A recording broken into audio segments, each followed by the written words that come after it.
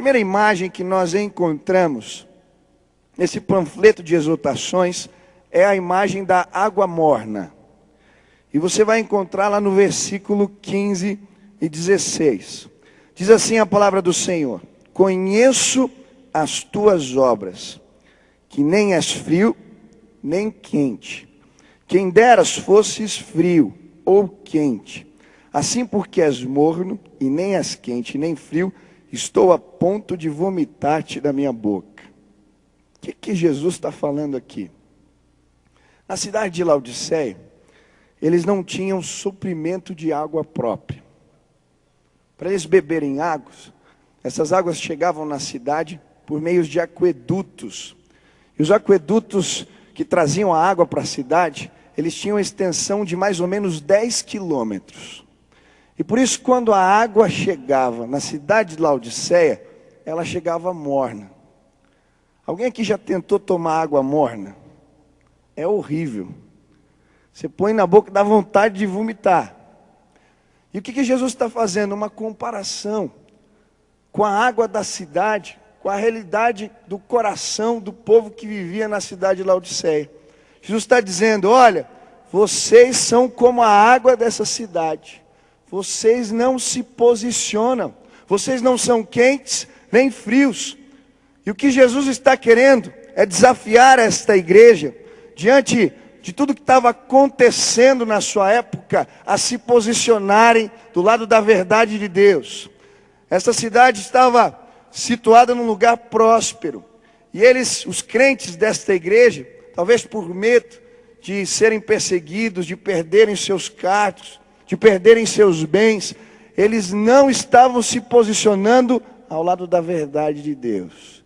E o Senhor Jesus está dizendo: eu quero levantar aqui nesta cidade uma igreja viva e operante, uma igreja que professa os meus preceitos, igreja que é a voz profética de Deus na terra.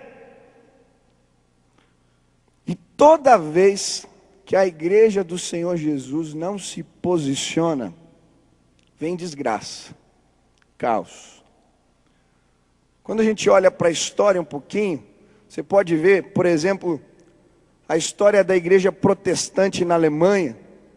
Quando surge o nazismo e eles não se posicionam, vem caos sobre a terra. Eu acho interessante porque quando começa o movimento nazista, primeiro os judeus começam a perder seus cargos públicos, são destituídos de cargos em empresas, e a igreja se omite. Depois, as pessoas começam a ir nas igrejas, procurar as atas das assembleias, começam a procurar as listas de membresia das igrejas, para comprovar a descendência ariana, e a igreja mais uma vez se omite. E depois, quando vem a perseguição aos judeus, uma ala da igreja protestante na Alemanha, chamada Cristãos Germânicos, eles sugerem que os judeus que haviam se convertido ao cristianismo criam uma nova igreja, só para eles.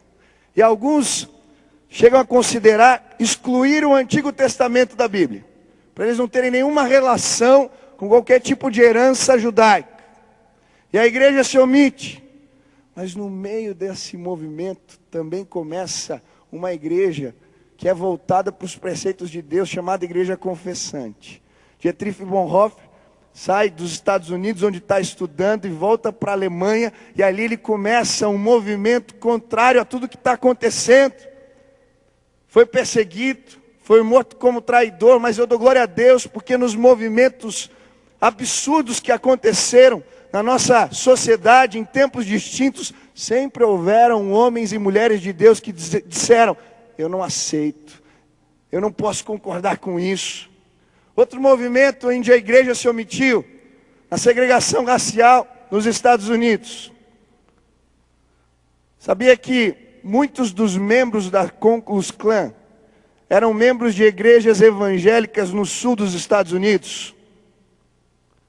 Quantos negros eram perseguidos, não podiam ter direito a voto, não podiam participar de determinadas instituições, a igreja não fazia nada.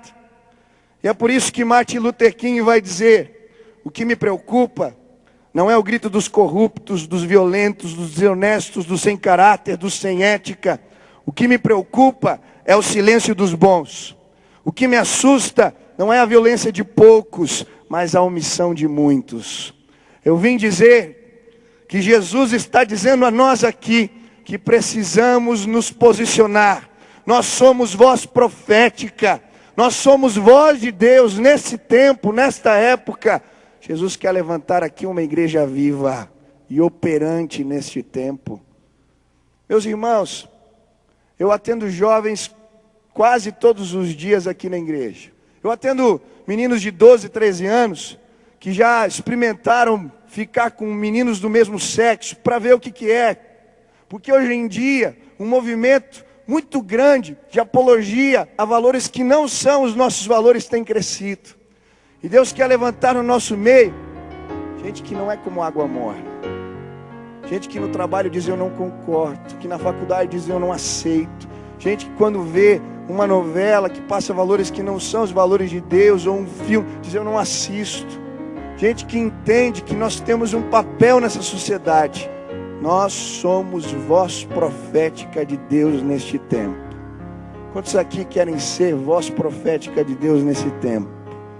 Você está dizendo, Jesus, eu quero me posicionar. Eu não quero ser como água morna. Pode me usar em nome de Jesus.